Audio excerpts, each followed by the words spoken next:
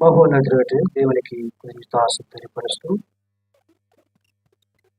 పరిశుద్ధులుగా దేవుని బిడ్డలుగా కూడి వచ్చిన అందరికీ ప్రభువును రక్షణగా యేసుక్రీస్తు నామములో నా యొక్క వందనాలు తెలియపరుస్తున్నాను. అందరికీ ఉన్నారండి. మహాదేవుడు మనల్ని ప్రేమించి రీతిగా దేవుని యొక్క ఉచితమైన కృప చేత ప్రేమ చేత మనం ఇలాగా ఉన్నామంటే దేవుడు తను ఇచ్చినటువంటి గొప్ప మేలుని మనము నమ్మవలసినది. అనేక మంది బిడ్డలు ఈ యొక్క దినాన్ని చూడలేకపోయారు, కానీ మనం ఈ దినాన్ని మనము చూడగలుగుటకు దేవుడు ఇచ్చినటువంటి గొప్ప ధన్యతను బట్టి దేవునికి మనము ఎంతగానో కృతజ్ఞతలు తెలియపరచబద్ధులమైన దేవుడు మరి మనకి ఇచ్చినటువంటి యొక్క గొప్ప దినాన్ని బట్టి మనము దేవునికి ఎంతగానో స్తుతులు తెలియపరచబద్ధులమైనాము. ఈ దినము నేను చెప్పదలుచుకున్నటువంటి అంశం ఏంటంటే ధన్యులము. నేను చెప్పదలుచుకున్న అంశం ఏంటంటే ధన్యులము. మహాదేవుడు అనాది కాలం మొదలుకొని మరి తన కుమారుడైనటువంటి క్రీస్తు ద్వారా మనందరినీ కూడా ప్రేమ చేత క్రీస్తులు ఏర్పరచుకున్నాడు. తనని స్తుతించాలని, మహింపరచాలని, గణపరచాలని, కొనియాడాలని, కీర్తించాలని సృష్టిని చేసిన పిదప ఈ యొక్క లోకంలో తన రూపము దాల్చినటువంటి వాళ్ళు ఉండాలని చెప్పి తన స్వరూపమందు తన పోలిక చొప్పున నరులను చేయదమని చెప్పి మరి ఆది కాండంలో చెప్పినటువంటి విధంగా ఆయన ఒక రూపునిచ్చి ఒక మానవ మాతృమైనటువంటి మనము ఈ యొక్క స్వరూపాన్ని ధరించుకొని నరులముగా ఈ లోకంలో జీవిస్తున్నటువంటి పరిస్థితులలో మహాదేవుడు మనకి కొన్ని ధన్యతలు ఇచ్చాడండి. ధన్యులము. మరి తప్పిపోయినటువంటి మనిషి మరి తండ్రి యొద్దకు రావాలని చెప్పి తను వేసుకున్నటువంటి ప్రణాళికలో అనేకమైనటువంటి భాగాలు ఉన్నవి, కానీ మహాదేవుడు ఇచ్చినటువంటి కృప ద్వారా అనేకమైనటువంటి విషయాలు మనకు తెలియపరిచాడు. అటు విషయములలో అనేకమైనటువంటి విషయాలను బైబిల్ గ్రంథం ద్వారా మనకు తెలియపరిచాడు. మరి ధన్యులము అని మనము ఇలాగా ఆలోచన చేస్తున్నాం. ఈ లోకంలో ఉన్న ప్రతి మనిషి కూడా ధన్యుడు. ఎలాగ ధన్యుడు అనబడతాడు. మనము ధన్యులమని పరిశుద్ధ గ్రంథము తెలియపరుస్తుంది. ఇందాక చదివిన లేఖన భాగాల్లో చూసినట్లయితే మరి ఆత్మ విషయమై అక్కడ దీనులైన వారు ధన్యులు అని చెప్తుంది. ఆత్మ విషయమై దీనులైన వారు ధన్యులు. ఈ లోకంలో ఉన్న ప్రతి ఒక్కరము కూడా ధన్యులము. అందులో అక్కడ అనేకమైనటువంటి విషయాలు తెలియపరుస్తూ ఆత్మ విషయమై దీనులైన వారు ధన్యులు. దీనులు అంటే అర్థం ఏంటండి? దీనులు అంటే అదే మరి మత్తయి మరి కింద కథ చెప్తున్నాడు మత్తయ్య గారు. మరి లూకా గారు కూడా చెప్తున్నారు 26వ వచనంలో. ఒకసారి మనం పరిశీలన చేసినప్పుడు లూకా సువార్త 6వ అధ్యాయము 20వ వచనం. అంతటా ఆయన శిష్యులతో పార చూసి ఇట్లా, నేను పేదలైన మీరు ధన్యులు, దేవుని రాజ్యము బీదలు దీనులు అంటే ఇంగ్లీష్లో మనం చూసినట్లయితే పూర్ అని రాయబడి ఉంటుందండి. ఏముంటుంది? పూర్ అంటే దీనులు, పేదవారు, పూర్ పీపుల్స్ అన్నట్టుగా అక్కడ మనకు ఒకరికించబడింది. అంటే ప్రతి ఒక్కరు కూడా, ప్రతి మనిషి కూడా ఆత్మ విషయమై దీనులైన వారు ధన్యులు. ఆత్మ విషయంలో ఏ రీతిగా ఆలోచన చేస్తున్నారు? ప్రతి మనిషిగా ఈ లోకంలో ఉన్న ప్రతి మనిషి కూడా ఈ లోక సంబంధమైనటువంటి ఆలోచనతో మనము సతమతం అవుతుంటాం లేచిన దగ్గర నుంచి. కానీ ఆత్మ విషయంలో ఆలోచన చేసేటువంటి వారు ఎంతగా ఆలోచన చేస్తున్నావు? నీవు దీనత్వం కలిగి ఆలోచన చేస్తున్నావా? ఒక బీదవాడు ఎలాగ ఆలోచన చేస్తాడో ఆత్మ విషయంలో అటువంటి దీనత్వం కలిగి నేను ఏనాడైనా మన ఆత్మ గురించి మనం ఆలోచన చేసామా? మనం ఎప్పుడైనా మన ఆత్మ గురించి మనం ఆలోచన చేసామా అనేటువంటిది మనం ప్రశ్నించుకోవాలి. ధన్యులు అంటే అర్థం ఏంటి? మరి లాస్ట్ వీక్ కూడా నేను చెప్పినట్టు అంతకుముందు, ధన్యులు అంటే అర్థం ఏంటండి? ధన్యులు అంటే అర్థము ఆశీర్వదించబడిన వారు. ఏంటండి? అందుకే అక్కడ మనకు ఇందాక చదివిన లేఖన భాగాల్లో చూసినట్లయితే ధన్యులు ధన్యులు ధన్యులు అని రాయబడి ఉంటుంది. పరిశుద్ధ గ్రంథం మొత్తం మీద చూసినట్లయితే మనకి 90 చోట్ల కంటే ఎక్కువ చోట్ల మనకి ధన్యులు అనేటువంటి మాట మనం పరిశుద్ధ గ్రంథంలో చూస్తూ ఉంటాం. ఆశీర్వదించబడిన వారు. మనం ఆశీర్వదించబడాలని ఆయన కోరుకుంటున్నాడు. ఎట్టి విషయంలో మనం ఆశీర్వదించబడాలని దేవుడు కోరుకుంటున్నాడు. ఆత్మ విషయంలో దీనోత్తము కలిగి ఆశీర్వదించబడాలని. నేను ఆత్మ విషయంలో అటు దీనత్వం పొంది ధన్యతను పొందుకోవాలని దేవాది దేవుడు కోరుచున్నాడు. ఎటువంటి ధన్యతను నువ్వు పొందుకోవాలని దేవుడు కోరుచున్నాడు. నువ్వు యొక్క ధన్యతను పొందే విషయంలో తండ్రి అయినటువంటి దేవుడు కృప ద్వారా ఇచ్చినటువంటి అనేకమైనటువంటి ధన్యతలు మనకు ఉన్నవి ఈ లోకంలో. పరిశుద్ధ గ్రంథాన్ని పరిశోధన చేసినప్పుడు ఒక విశ్వాసిగా నువ్వు అనుకరించేటువంటి క్రమంలో విశ్వాసి మరిగా ప్రవర్తించి మరి పొందుకోవాల్సినటువంటి ధన్యతలు అనేకముగా ఉన్నవి. మరి తండ్రి అయిన దేవుడు అనేకమైనటువంటి ధన్యతలు నీకు నాకు ఇచ్చాడు కృప ద్వారా. అవి మన పరిశుద్ధ గ్రంథంలో పరిశీలించవలసిన అవసరం ఎంతైనా ఉన్నది. మనం పరిశీలన చేసినప్పుడు దేవుని యొక్క ఆశీర్వాదం పొందేవారని ధన్యులు అంటే మనకు అర్థము తెలియపరచబడుతుంది. మరి దేవుడు ఉచితంగా అనుగ్రహించేటువంటి ధన్యతల గురించి మనం పరిశుద్ధంగా పరిశీలన చేసినప్పుడు మరి రాజు అయినటువంటి దావీదు రాసినటువంటి కీర్తనలు మనం పరిశీలన చేసినప్పుడు ఇటు రీతిగా రాయబడి ఉంటుందండి. 33వ కీర్తన, దావీదు రాసినటువంటి కీర్తనలు 33వ అధ్యాయము 12వ వచనం పరిశీలన చేసినప్పుడు యెహోవా తమకు దేవుడుగా గల జనులు ధన్యులండి. యెహోవా తమకు దేవుడుగా గల జనులు ధన్యులని చెప్పబడింది. అతి ధన్యతను నేను తండ్రి నా దేవుడి ద్వారా పొందుకొని ఉన్నా. యెహోవా దేవుడుగా గల జనులు అంటే మిగతా వాళ్ళు లేరేనండి? మిగతా వాళ్ళు అంటే యెహోవా దేవుడుగా గల జనులు. ఇశ్రాయేలును ఆనాడు ఎన్నుకున్నాడు, పిలబడినటువంటి వారు వాళ్ళు. ఈనాడు యెహోవా దేవుడుగా గల జనులు అంటే ఇతరత్రమైనటువంటి అన్ని దేవతల తట్టు తిరిగేటువంటి వాళ్ళు ధన్యులా అంటే కాదు. యెహోవా దేవుడుగా గల జనులు ధన్యులు, ఆశీర్వదించబడిన వారు. ఇంకా అదే లేఖన భాగాలు మనం పరిశీలన చేసినప్పుడు 144వ కీర్తన మనము పరిశీలన చేసినప్పుడు 15వ వచనం మనం పరిశీలన చేసినప్పుడు ఇటు రీతిగా మనకు పరిశుద్ధ గ్రంథం తెలియపరుస్తుంది. ఇట్టి స్థితి గలవారు ధన్యులు, యెహోవా తమకు దేవుడుగా గల జనులు ధన్యులు.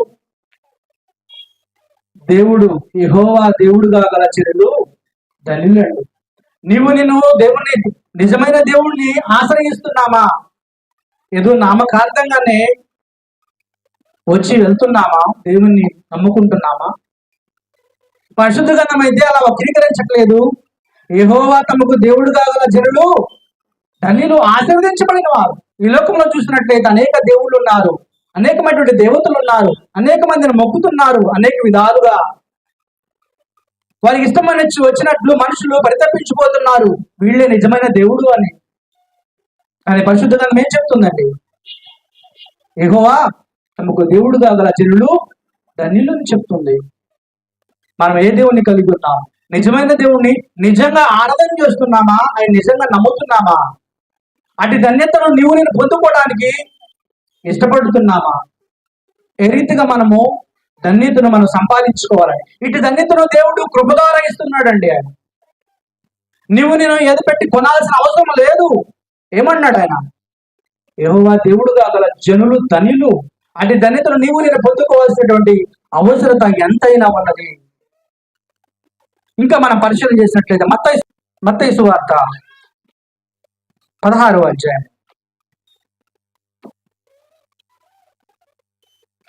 17వ వచనం.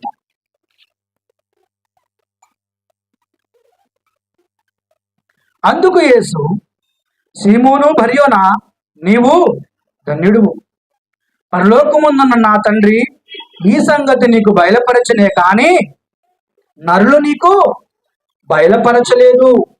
చూసారండి, నీవు ధన్యుడు ఎవరు బయలుపరిచారంటే అండి, పరలోకమున్నటువంటి దేవుడు బయలుపరిచాడు. ఆయన బయలుపరిస్తేనే కానీ నీకు ఈ సంగతి నీకు తెలియదు. మరి ఈనాడు దేవాది దేవుడు నీకు నాకు ఇస్తున్నటువంటి గొప్ప ధన్యత ఏంటంటే ఆయన నమ్ముకోవడమే. ఆయన నమ్ముకోనటువంటి జనులు అనేక విధాలుగా చనిపోతున్నారు. తెలియనటువంటి రీతిలో. తెలిసినటువంటి నీవు నేను ఎలాగ చనిపోవాలంటే మంచి పోరాటము పోరాడి చనిపోవాల్సినటువంటి ఆవశ్యకత ఎంతైనా ఉన్నది. అందుకే ఏమన్నాడంటే యెహోవా తమకు దేవుడుగా గల జనులు ధన్యుడు ఆయన మనకు చెప్తున్నాడు. ఆయన క్రీస్తు విషయంలో సజీవుడకు దేవుని కుమారుడైన క్రీస్తు అని పరలోకమున్న తండ్రి ఎవరికి బయలుపరచనో వారు ధన్యులు. సజీవుడైనటువంటి దేవుని కుమారుడైన క్రీస్తు అని నీవు నేను ఆ పరలోక తండ్రి ఆయన గ్రహించాలని ఆయన బయలుపరిచాడండి. ఈ లోకంలోకి ఆయన పంపించాడు. ఆయన నువ్వు నేను నిజంగా నమ్మాలని పరలోకం తండ్రి కుమారుని క్రీస్తును నీ నా కోసం బలియాగం చేయాలని చెప్పి ఈ లోకానికి పంపించాడు. ఎందుకంటే నీవు ఇంకా బలంగా ఆయన్ని నమ్మి ఆయన యందు విశ్వాసం ఉంచి రక్షణ పొందుకోవాలని జగత్పునాది వేయబడక మునిపే ప్రణాళిక వేసుకున్నప్పటికీ మనిషి ఆయనను నమ్మటం లేదండి. ఎన్నిసార్లు వర్తమానం వినిపించబడినా, ఎన్నిసార్లు మరి చెప్పబడుతున్నప్పటికీ ఆయన్నుగా ఆశ్రయించినటువంటి నరులు లేకపోలేదు, నమ్మటం లేదు. ఆనాడు ఆయన వేసుకున్నటువంటి ప్రణాళిక తప్పిపోయినటువంటి మానవుని ఎలా రక్షించాలని చెప్పి అనేక మంది రాజులను ఎన్నుకున్నాడు, న్యాయాధిపతులను ఎన్నుకున్నాడు, ప్రవక్తలను ఎన్నుకున్నాడు, అనేక మంది వాహనాలుగా వాడుకున్నాడండి. ఎందుకండి? ఆయనను గుర్తించాలని. ఆనాడు ఇశ్రాయేలు మరి ఈనాడు ఈ యొక్క లోకంలో రాజులు నమ్మారు, కానీ ఆయన చేస్తున్నటువంటి మహత్క్రియలు నమ్మకుండా ఉన్నటువంటి పరిస్థితులలో కూడా ఆయన నువ్వు నేను ఎలాగ నమ్మాలని చెప్పి అద్భుత క్రియలను, ఆశ్చర్య క్రియలను తన కుమారుడి క్రీస్తు ద్వారా చేయించాడండి. అయినా కానీ జనులు ఆయనను త్రోసిపిచ్చే విధముగానే ఎలా వేస్తారండి? సిలువకు అప్పచెప్పారు. ఆయన నమ్మలేని పరిస్థితిలో ఉంటున్నారు. ఆయన గుర్తించలేని పరిస్థితిలో ఉంటున్నారు. ధన్యతను పొందుకునే రీతిలో వెళ్ళలేకపోతున్నారు. ఆశీర్వదించబడే వాడిగా ఉండలేని పరిస్థితిలో ఉండేటువంటి పరిస్థితి. మనం ఎలాగున్నామనేటువంటిది మనము పరిశీలన చేసుకోవాలి. ఇంకా మనం పరిశీలన చేసినట్లయితే రోమీయులకు రాసిన పత్రిక 4వ అధ్యాయం 6వ వచనం.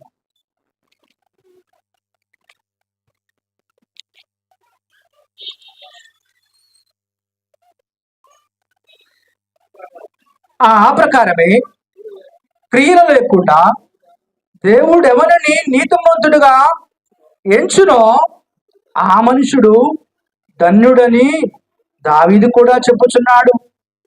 చూసారండి, క్రియ లేకుండా దేవుడు ఎవరిని నీతిమంతుడుగా ఎంచునో ఆ మనుషుడు ధన్యుడు. ఇంకా మనం పరిశీలన చేసినట్లయితే అదే మాట దావీదు రాసిన కీర్తనలు 32వ అధ్యాయం 1వ వచనం పరిశీలన చేసినప్పుడు, క్రియలు లేకుండా దేవుడు ఎవరిని నీతిమంతుడుగా ఎంచునో ఆ మనుషుడు ధన్యుడు. దావీదు రాసిన కీర్తన 32వ అధ్యాయము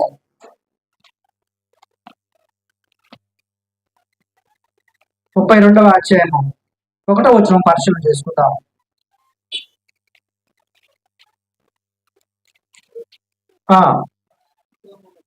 తన అతిక్రమములకు పరిహారమునొందినవాడు తన పాపమునకు ప్రాయశ్చిత్తమునొందినవాడు ధన్యుడు. ఏంటంటండి? ఏమర్థమైంది ఈ మాటలను బట్టి? క్రియలు లేకుండా దేవుడు ఎవరిని నీతిమంతుడుగా ఎంచునో ఆ మనుషుడు ధన్యుడు. తన అతిక్రమములకు పాపములకు పరిహారము నొందినవాడు తన పాపములకు ప్రాయశ్చిత్తము నొందినవాడు ధన్యుడు. నువ్వు నేను ఆస్వాదించబడాలి. ఏ రీతిగా ఆస్వాదించబడాలి? మన పాపములను ఒప్పుకొని దాని విషయంలో ఏం చెందాలంటే ప్రాయశ్చిత్తం పొందాలంట. ఈ మనసు దుఃఖక్రాంతులైపోయి ఆ ప్రాయశ్చిత్తం పొందాలి. తన అతిక్రమములకు పరిహారం నొందినవాడు, తన పాపములకు ప్రాయశ్చిత్తము నొందినవాడు ధన్యుడు. నేను ఏ విషయంలో మరి ప్రాయశ్చిత్తం పొందుతున్నాము? ఏ విషయంలో మనం పరిహారం పొందాలని ఆశపడుతున్నాము? ఆయన ఏ విషయంలో మన నుంచి కోరుతున్నాడు? ఆయన ఏ రీతిగా నేను ఆస్వాదించబడాలని కోరుకుంటున్నాడు? నీ మాటను బట్టి అర్థం చేసుకోవాలి. నేను ధనులు అంటే ఈ లోక ధనభాండారము, ఈ లోకము బంగారును, ఈ లోకం నగ నట్రను అన్నిటిని మూట కట్టుకుంటే నాకు ఆశీర్వాదం దేవుడిచ్చాడని అనుకుంటున్నావేమో. అది నేను ధన్యులు మనం అనుకుంటున్నామే, భావిస్తున్నామేమో, మోసపోతున్నామేమో. కాదు. ఏంటంట? తన అతిక్రమములకు పరిహారము నొందినవాడు, తన పాపమునకు ప్రాయశ్చిత్తము నొందినవాడు ధన్యుడు. ఆయన ఆనాడు వేసుకున్నటువంటి ప్రణాళికలో భాగంగా నేను మార్పు చెందాలని, ధన్యతను పొందుకోవాలని ఆయన ఇస్తున్నటువంటి ఫ్రీగా ఉచితంగా ఇస్తున్నటువంటి ధన్యత అండి. ఏమి విలువ పెట్టి కొనేటువంటిది కాదు. ఏం చేయాలంట? మనము తన అతిక్రమములకు పాపమునకు ప్రాయశ్చిత్తం పొందుకోవాలంట దేవుని దగ్గర. అది ఆయన ఇస్తున్నటువంటి ఉచితమైన కృపలో గొప్ప ధన్యత అండి. ప్రతి మనిషి కూడా పొందుకొని ప్రాయశ్చిత్త దీనత్వం పొందాలి. ఇదంతా దేనికోసము?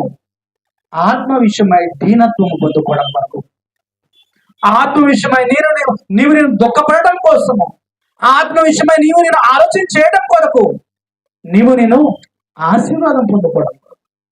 ఈ యొక్క చర్మాన్ని చూసుకొని, ఈ యొక్క సౌందర్యాన్ని చూసుకొని మురిసిపోతున్నామేమో మనము.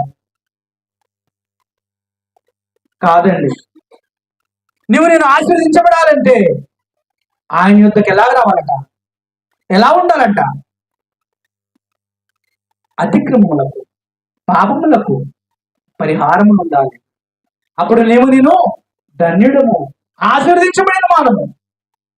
అతి ఆశీర్వాదము నేను పొందుకోవడానికి సిద్ధంగా ఉన్నామా? ఎలాగున్నామా? అతి ఆశీర్వాదము నేను పొందుకోవాలని తండ్రి అయిన దేవుని దగ్గర ఆశపడుతున్నాం. ఆయన అయితే కోరుకుంటున్నాడు. ఏం కోరుకుంటున్నాడంటే యెహోవా దేవుడు కాగల జనులు ధన్యులని ఆయన కోరుకుంటున్నాడు. ఆ జనుల్లో నేనున్నామా? ఎలాగుండాలని ఆయన ఉచితంగా ఇస్తున్నటువంటి కృపలో మనము చూస్తూ ఉన్నాం. ఎలా ఉండాలని కోరుకుంటున్నాడో మనము చూస్తూ ఉంటున్నాం. ఇంకా మనం చూసినట్లయితే యోబు గ్రంథము 5వ అధ్యాయం, యోబు గారు చెబుతున్నటువంటి మాటలు మనం పరిశీలన చేసినప్పుడు, యోబు గ్రంథము 5వ అధ్యాయము 7వ వచనం పరిశీలన చేసినప్పుడు, దేవుడు గద్దించు మనుషుడు ధన్యుడు. కాబట్టి సర్వశక్తుడగు దేవుని చూశారండి. దేవుడు గతించు మనుషుడు ధన్యుడు అని మనకి బైబిల్ గ్రంథం సెలవిస్తూ ఉంది. దేవుడు గద్దిస్తున్నాడండి ప్రతి మనిషిని కూడా దేవుడు గద్దిస్తున్నాడు. కానీ మనిషి ఏం చేస్తున్నాడండి? ఆ మాటను పెడచవినబడుతున్నాడు. అనేక వర్తమానాలు వినబడుతున్నవి, అనే పాటలు హెచ్చరిక గీతములు వినిపించబడుతున్నవి. కానీ మనుషుడు ఆయన మాటను ఏం చేస్తున్నాడు? తృణీకరిస్తున్నాడు. దేవుడు గద్దించు మనుషుడు ధన్యుడు. ఆయన తన మాటల ద్వారా గద్దిస్తూనే ఉన్నాడు. నిత్యము తన ఆత్మ ద్వారా గద్దిస్తూనే ఉన్నాడు, పరిశుద్ధ ఆత్మ ద్వారా. కానీ మనిషి తనదైన రీతిలో తన ఆలోచనలకు లోబడి ఉంటున్నాడు. కానీ దేవుని మాట వినడానికి నేను ఇష్టపడుతున్నామా? ఎలాగ ఉన్నావు? మన ఆలోచన ఎలా ఉంది? ఎట్టి విషయంలో నేను ధన్యత పొందుకోవాలని ఆశపడుతున్నావు. దేవుడు గద్దించు మనుషుడు ధన్యుడు. ఇంకా మనం ఆలోచన చేసినట్లయితే 94వ కీర్తన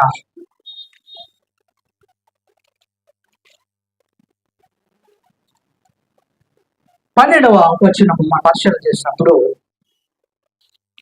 12వ వచనము, యెహోవా నువ్వు శిక్షించువాడు నీ ధర్మ నీవు బోధించువాడు నీవు శిక్షించువాడు నీ ధర్మశాస్త్రమును బట్టి నీవు బోధించువాడు ధన్యుడు. యెహోవా నీవు శిక్షించు నరుడు ధన్యుడు. ఆయన శిక్షలో నేను పాత్రలుగా ఉంటున్నామా? ఆయన గద్దింపు మాటలకు నేను లోపడుచున్నామా? మన ఆలోచన ఎలా ఉంది? ఆయన శిక్షించిన నరుడు ధన్యుడు అని లేఖన భాగాలు మనకు సెలవిస్తున్నవి. మనం ఏ రీతిగా ఉన్నాం? ఆయనకు ఆశీర్వాదం పొందుకోవడానికి నేను ఇష్టపడుతున్నామా? ఆయన శిక్షలో పాత్రలు అవ్వడానికి నేను ఇష్టపడుతున్నామా? ఏ రీతిగా ఉంది మన ఆలోచన అనేటువంటిది మనం ఆలోచన చేసుకోవాల్సినటువంటి ఆవశ్యకత ఎంతైనా ఉంది. దేవుడు శిక్షించు నరుడు ధన్యుడు. దేవుడు గద్దించు మనుషుడు ధన్యుడు. మనం మరి రాసినటువంటి మరి గ్రంథములు మనం పరిశీలన చేస్తున్నాం. అదే దావీదు రాసినటువంటి కీర్తన 146వ అధ్యాయము 146వ అధ్యాయం మనం పరిశీలన చేసినప్పుడు 5వ వచనము మనం పరిశీలన చేద్దాం. యాకోబు గురించి మనకు అక్కడ ప్రస్తావన చేస్తూ యాకోబు దేవుడు సహాయుడగును వాడు 146వ కీర్తన 5వ వచనం అండి. ఎవనికి యాకోబు దేవుడు సహాయుడగునో ఎవడు తన దేవుడైన యెహోవా మీద ఆశ పెట్టుకొనునో ధన్యుడు. చూసారండి, ఎవరి మీద ఆశ పెట్టుకొని ఉన్నాం మనము? యాకోబు దేవుడు సహాయుడగును ఎవడు తన దేవుడైన యెహోవా మీద ఆశ పెట్టుకొనునో వాడు ధన్యుడు. నేను నిజమైన దేవుని మీద ఆశ పెట్టుకొని ఉన్నామా? నిజమైన దేవుని తడవలాడి కనుగొంచున్నామా? ఎలా వెతుకుతున్నాం దేవుడిని? నేను అందుకే అంటున్నాడు అపోస్తలుల కార్యములు 17వ అధ్యాయం మనం పరిశీలన చేసినప్పుడు అక్కడ గొప్ప మాట మనకి, ఆయన మీద ఆశ పెట్టుకోవాలి. దేవుని ఈ లోక సంబంధమైన దాని మీద ఆశ కాదు, కానీ నీ ఆత్మ రక్షించబడాలంటే ఆయన మీద నేను ఆశ పెట్టుకోవాల్సినటువంటి అవసరం ఎంతైనది. అపోస్తలుల కార్యములు 17వ అధ్యాయం మనం పరిశీలన చేసినప్పుడు మనకి ఇటు రీతిగా రాయబడి ఉంటుంది. తడువులాడి కొనుగోలు అక్కడ రాయబడి ఉంటుంది. ఒకసారి చూడండి.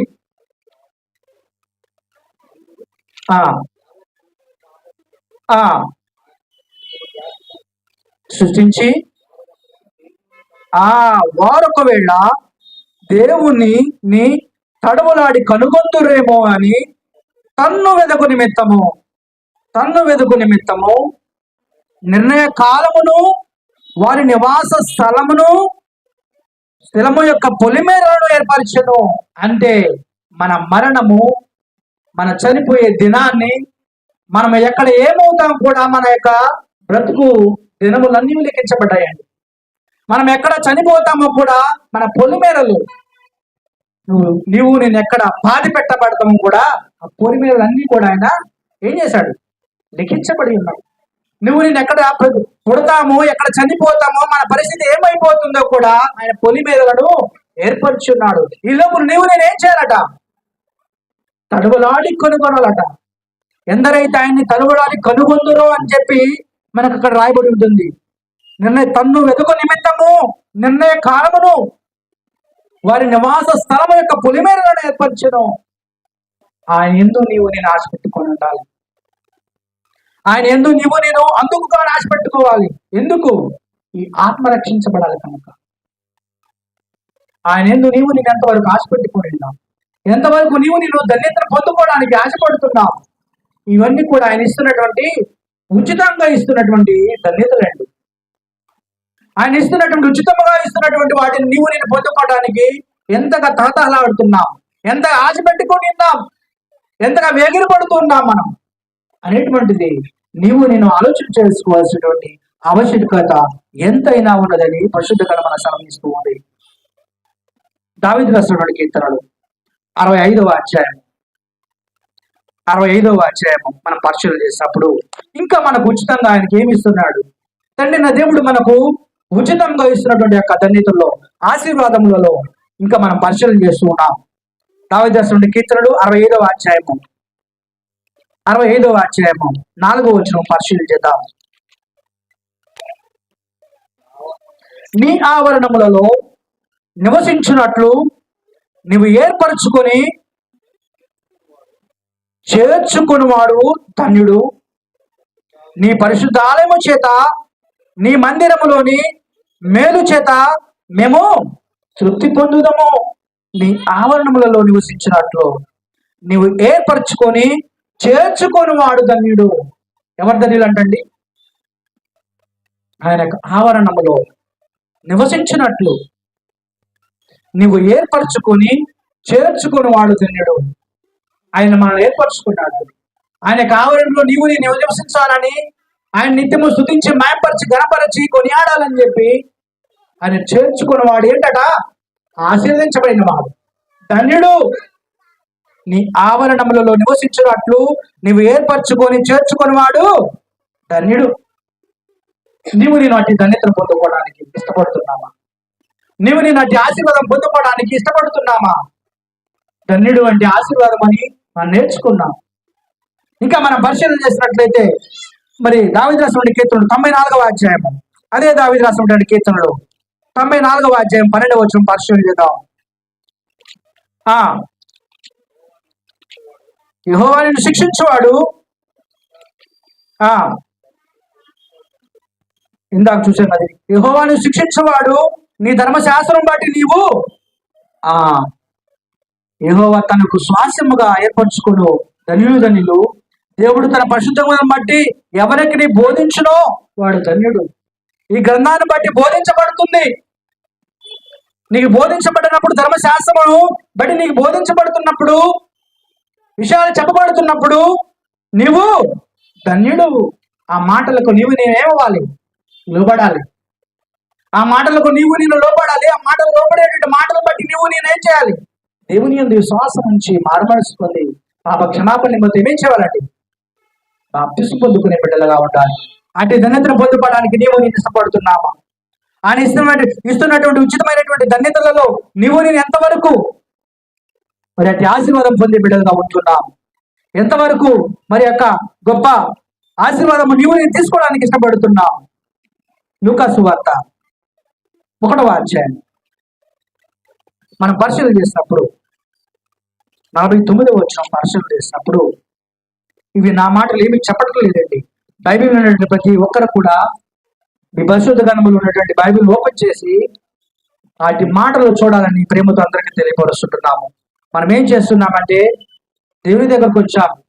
దేవుడు 2-3 ఎక్కడ కూడి ఉంటాడో అక్కడ ఉంటారని సెలవిచ్చిన దేవుడు మన మధ్యలో ఉన్నాడు. మనము బైబిల్ గ్రంథాన్ని తెరిచి ఓపెన్ చేసి ఆ మాటలను పరిశీలన చేయాలి. 1వ అధ్యాయం 49వ వచనము, నాకు గొప్ప కార్యాలు చేసినావు గనుక ఇది మొదలుకొని అన్ని తరముల వారును నన్ను ధన్యురాలని అందురు. ఆయన నామము పరిశుద్ధ నామం. దేవుడు తన రక్షణ ప్రణాళికలో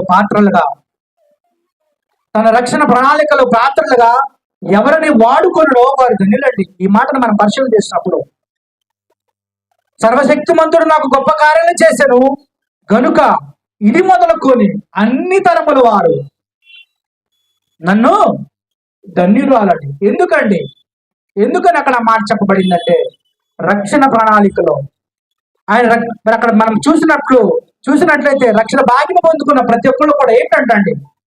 ధన్యులు. అంటే రక్షణ భాగ్యము నీవు నేను పొందుకోవాలని ఆయన ఉచితంగా ఇస్తున్నటువంటి ప్రణాళిక అండి. ఉచితంగా ఇస్తున్నటువంటి ఆశీర్వాదం అది. నీవు నేను రక్షణ ప్రణాళికలో పాలిభాగస్తులుగా ఉంటున్నామా? ఎలాగుందాం? అటు ఆశీర్వాదం పొందుకోవడానికి, అటు ధన్యతను నీవు నేను పొందుకోవడానికి వేగిరి పడుతున్నామా? ఆశపడుతున్నామా? ఆయన వెతుకులాడి కనుగొంటున్నామా? ఎందుకండి ఇవన్నీ? మన ఆత్మను రక్షించుకోవడం కోసం. ఆత్మ విషయమై దీనులైన వారు ధన్యులు.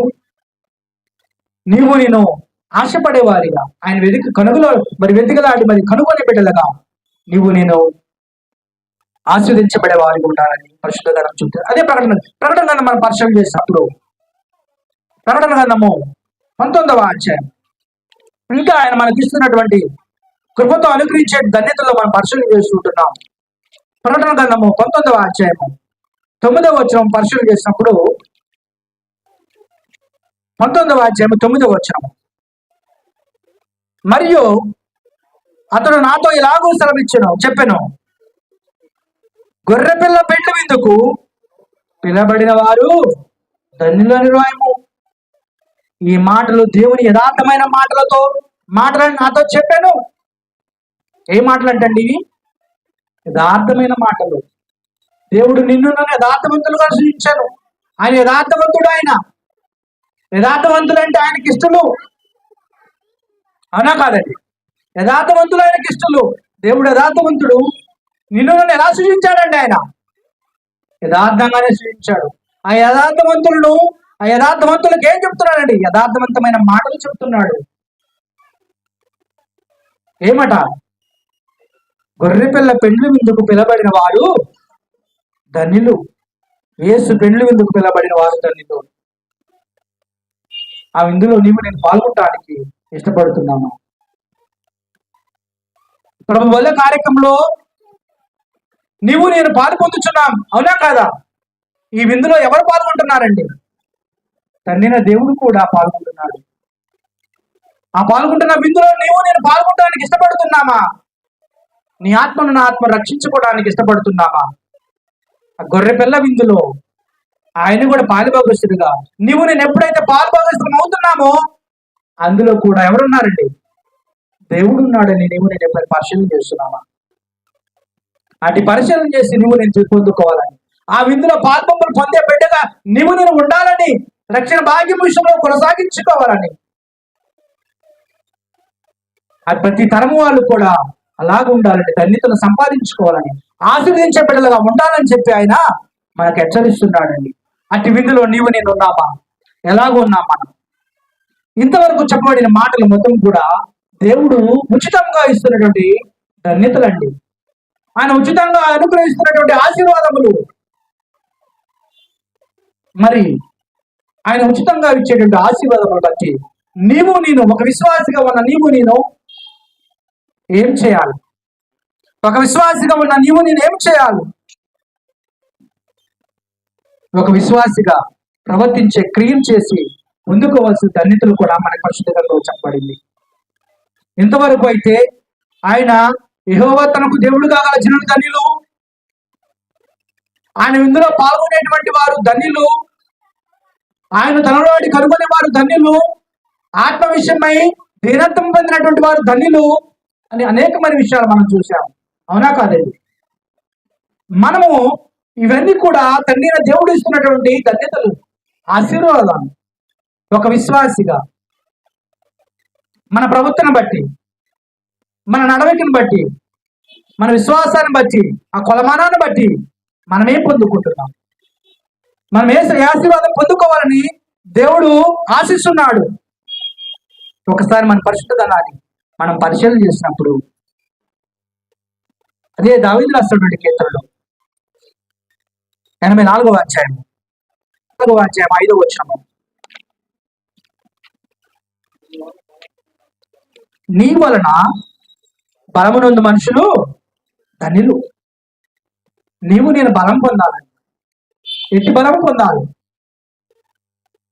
ఆయన యొక్క వాక్యాన్ని బట్టి బలం పొందుకునే బిడ్డలుగా, ఆయన విశ్వాసతలో బలం పొందే బిడ్డలుగా, ఆత్మ విషయంలో బలంగా ఉండే బిడ్డలుగా, మరణం వచ్చినా కానీ భయపడినటువంటి అట్టి బలము పొందే బిడ్డలుగా, మన ఛాయలో మరి కొట్టి మెట్లాడుతున్నా కానీ బలమైన బిడ్డలుగా మనము ఎదగాలని ఆయన కోరుచున్నాడు.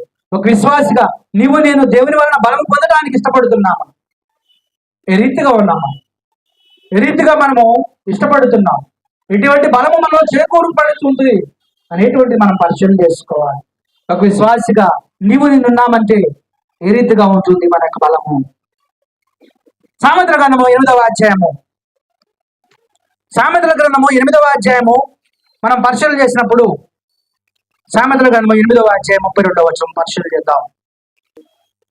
కావున పిల్లలారా నా మాట ఆలకించుడి, నా మార్గమును అనుసరించువారు ధన్యులు. ఎవరంటండి? ఎవరి మార్గం అనుసరించాలట? దేవుని యొక్క మార్గం అనుసరించేవారు ధన్యులు. 33 అండి. ఉపదేశమును నిరాకరింపక దాన్ని అవలంబించి జ్ఞానులై ఉండుడి. అనుదినము నా గడప యొక్క కనిపెట్టుకొని, నా ద్వారబంధముల యొక్క కాచుకొని, నా ఉపదేశము వినువారు ధన్యులు. ఆయన ఉపదేశము వినువారు ధన్యులు. నన్ను కనుగొనువాడు 35వ వచనం అండి. జీవమును కనుగొనును, యెహోవా కటాక్షము వానికి కలుగును. నన్ను కనుగొనని వాడు తనకే హాని చేసుకొనును. నా యందు అసహ్యపడు వారందరూ మరణమును స్నేహించుదురు. చూశారండి, ఆయన నీవు నేను కూడా ఆయన గడప వద్ద కనిపెట్టుకొని, నా ద్వారబంధముల యొక్క కాల్చుకొని, నా ఉపదేశమును వినే బిడ్డలుగా ఉండాలని చెప్పి ఒక విశ్వాసిగా ఆయన మాటలకు, ఆయన ఉపదేశానికి నీవు నేను లోబడి ఉండాలి.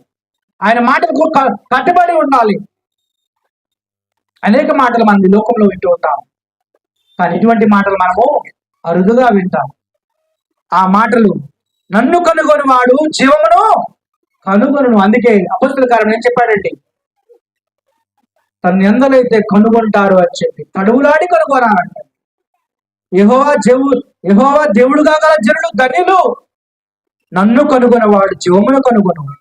యెహోవా కటాక్షము వానికి కలుగును. లేకపోతే ఏం కలిగిద్దంట? అసహ్యపడి వారందరూ మరణమును స్నేహించుదురు. నీవు నేను అగ్నిగుండంలో పోకుండా ఉండాలని చెప్పి, నీవు నేను మరణించిన జీవమును కనుగొనే బిడ్డలుగా ఉండాలని, ఆ జీవమును కనుగొనే బిడ్డలుగా ఉండాలని ఒక విశ్వాసిగా నీకు నాకు బాధ్యతను అప్పగించాడు. ఒక విశ్వాసిగా నీకు నాకు బాధ్యతను అప్పగించాడు ఆయన. ఆ విధంగా నీవు నేను ఉండవలసినది. అదే సామెతల గ్రంథము 3వ అధ్యాయం 13వ వచనము.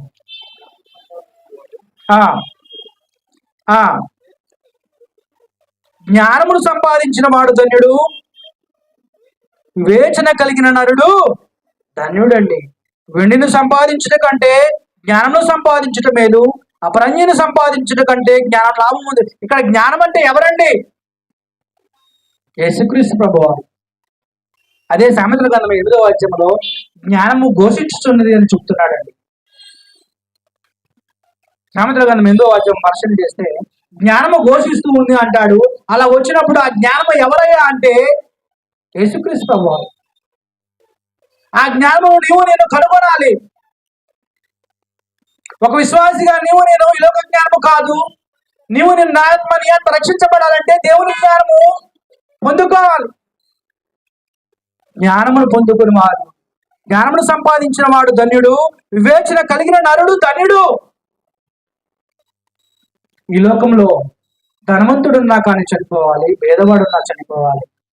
ప్రతి నరుడు ఈ లోకంలో చనిపోవాలండి. బ్రతకడానికి ఎవరికి రైట్స్ లేవు ఇక్కడ. కానీ ఎవరైతే ఈ జ్ఞానము కలిగి ఉంటారో, ఎవరైతే దేవుని జ్ఞానము కలిగి ఉండి చనిపోతారో వారు ధన్యులు, ఆశీర్వదించబడిన వారు. ఆస్తుపాస్తులతో సంబంధం లేదు, ఈ లోకంలో వజ్రవైఢ్యాలతో సంబంధం లేదు. దేనితో అండి? దేవుని జ్ఞానముతో ముడిపెట్టాడు. ఆయన ఏం కోరుకుంటున్నాడండి? నీనా నుంచి హృదయాన్ని కోరుకుంటున్నాడు ఆయన. అంటే ధన్యతను పొందుకోవడానికి ఆయన ఉచితంగా అనేకమైనటువంటి ధన్యతను ఇచ్చాడు. ఒక విశ్వాసిగా నీవు నేను ఏం సంపాదించుకోవాలంట? జ్ఞానాన్ని సంపాదించుకోవాలి. ఆ జ్ఞానం ఎక్కడ దొరుకుతుంది అంటే క్రీస్తులో దొరుకుతుంది. ఆ జ్ఞానము నీవు నేను సంపాదించుకునే బిడ్డలుగా ఉంటున్నామా? ఎలాగున్నాం? అధ్యాయము సామెతల గ్రంథము 28వ అధ్యాయము 14వ వచనము. 28వ అధ్యాయం 14వ వచనము. నిత్యము భయము కలిగి, నిత్యం ఏం కలిగి ఉండాలంటండి? భయము. ఎందుకు కలిగి ఉండాలండి భయం? మనము యెహోవా యందు భక్తులు కలిగినాడు ధన్యుడు. యెహోవా యందు భక్తులు కలిగి ఉంట జ్ఞానములకు మూలము. యెహోవా యందు భక్తులు కలిగి ఉంట దీర్ఘాయువుకు కారణము. యెహోవా యందు భక్తులు కలిగి ఉంట నిత్యము భయము కలిగి ప్రవర్తించు వాడు ధన్యుడు. నీవు నేను భయం కలిగి నడుచుకుంటున్నాము. మరి నిత్యము భయం కలిగి ప్రవర్తించువాడు ధన్యుడు. హృదయమును కఠినపరుచుకున్న వాడు కీడులో పడును. నీవు నేను ఇటు ధన్యతను పొందుకోవడానికి ముందుగా ఉంటున్నామా? ఎలాగున్నాం మనం? ఎలా ఉంటున్నాం మనము? ఆయన మాటలను తునీకరించే బిడ్డలుగా ఉంటున్నామా? మనం ఎలాగున్నాం? కనిక్రమ గలవారు ధన్యులు. అనేక విషయాలు మన బైబిల్ గ్రంథంలో చెప్పబడి ఉన్నామండి. టైం లేదు, కానీ మనం ఇంకొక చివరిగా 2 మాటలు చెప్పుకొని ముగించుకుందాం. ఒకసారి 84వ అధ్యాయం 4వ వచనము. కీర్తన గ్రంథం 84వ అధ్యాయము. ఆయన మందిరమును నివసించేవారు ధన్యులు. ఆయన మందిరమునందు నీవు నీ నివసించాలని ప్రతి ఆదివారం నా క్రమము తప్పకుండా ఆయన మందిరమును నివసించేవారు ధన్యులు. నీవు నేను ఆయన మందిరంలో నివసించడానికి యోగ్యత కలిగి ఉన్నామా? ఒక విశ్వాసిగా ఏదో తూచా తప్పకుండా ఏదో రావాలి కాబట్టి, పోవాలి కాబట్టి, ఏదో పాటలు పాడాలి కాబట్టి, వింటున్నారు, ఏదో చెబుతున్నారు కాబట్టి అనేటువంటి ఒక అనాలోచితంగా ఆలోచన చేస్తున్నామేమో. ఆయన ఏమన్నాడండి? ఆయన ఆవరణలో నివసించేవారు ధన్యులు అని చెప్తున్నాడు. చివరిగా మనం ఒక మాట చూసుకుందాం. ఒకసారి మనం పరిశీలన చేసినట్లయితే మత్తయి సువార్త 11వ అధ్యాయం 6వ వచనం. మహాదేవుడు అనేకమైన విషయాలు మనకు ధన్యతల గురించి చెప్పాడండి. ఒక విశ్వాసిగా నీవు నేను జీవించేటువంటి క్రమంలో అనేక విషయాలు మనకు చెప్పాడు. ఇంకా క్రీస్తు విషయంలో చెప్తూ అనేక విషయాలు మరి మనుషులకు చెప్పబడుతున్నప్పటికీ మనిషి తనదైన రీతిలో ఆలోచన చేస్తున్నాడు, కానీ దేవుడు చెప్పిన మాటలకు లోబడట్లేదండి. మత్తయి సువార్త 11వ అధ్యాయం 6వ వచనం మనం పరిశీలన చేసినప్పుడు, మత్తయి సువార్త 6వ అధ్యాయం 11వ వచనం పరిశీలన చేసినప్పుడు, మత్తయి సువార్త 11వ అధ్యాయం 6వ వచనం.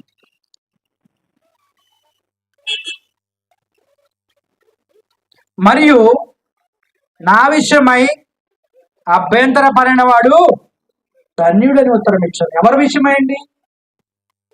క్రీస్తు విషయమై. క్రీస్తు విషయమై కూడా ఈనాడు పరిశీలన చేసినప్పుడు అభ్యంతరపడుతున్నారండి. ఎందుకు అభ్యంతరపడుతున్నారు? ఆయన మరణం పొందాడు నీకోసం, నా కోసం కలవరిగిరిలో. నీకోసం, నా కోసము శిక్ష అనుభవించాడు. నీకు నాకు తెలుసు. ఆనాడు సిలువకు అప్పచెప్పారు, తెలిసిన విషయమే. ఇంకా ఏం చేస్తున్నాం మనం? బాప్తిసం పొందడానికి ఆయన విషయంలో ఏం చేస్తున్నామండి? అభ్యంతరపడుతున్నాం. క్రీస్తు విషయంలో అభ్యంతరపడిన వాడు ఆయన తృణీకరింపక ఆయన ఆశ్రయించు వారందరూ ధన్యులు. కీర్తనలు 2వ అధ్యాయం 12వ వచనం మనం పరిశీలన చేసినప్పుడు అనేక విషయాలు మనకు చెప్పబడ్డాయి. సమయం లేదు, కానీ క్రీస్తు విషయం అభ్యంతరపడుతున్నావా? ఆయన మరణము గురించి నీకు నాకు తెలుసు. ఆయన మరణించాడని, నీకోసము నా కోసము తిరిగి లేచాడని, నీ నా ఆత్మ రక్షించబడాలని నీకు నాకు తెలుసు. అయినా అక్కడ ఏం చేస్తున్నామండి? ఆయన విషయంలో కూడా ఆనాడైతే ఆనాడు మరి ప్రతి జనులు తెలుసో తెలియకో మరి సెలవు వేశారు, కానీ ఈనాడైతే విషయం తెలిసిన నీవు నేనేం చేస్తున్నాం? బాహాటంగా సెలవు వేస్తున్నామని మర్చిపోకు సుమా. క్రీస్తు విషయంలో ఇంకా అభ్యంతరపడుతున్నావేమో. నాకు చావు రోజులు రావని నేను అనుకుంటున్నావేమో. నేను చనిపోవాలని నువ్వు అనుకుంటున్నావా? లేదు సుమా. మరణ దినము ఎప్పుడు వస్తుందో తెలియని పరిస్థితి. ఏ రీతిగా మనం పోతామో తెలియదు, ఎప్పుడు వెళ్తామో తెలియదు. మన పరిమేళలు మాత్రము నిశ్చయించబడి ఉన్నవి. ఒక దినము గడుస్తుందంటే, ఒక రోజు గడుస్తుందంటే, వారంలో గడుస్తున్నామంటే, నెలలో గడుస్తున్నామంటే, సంవత్సరాలు గడుస్తున్నామంటే ఏంటంటే అర్థము? చావు దినాలు దగ్గర పడ్డాయి. ఇది వాస్తవము. ఇది క్రీస్తు విషయంలో ఇంకా అభ్యంతరపడుతున్నాను.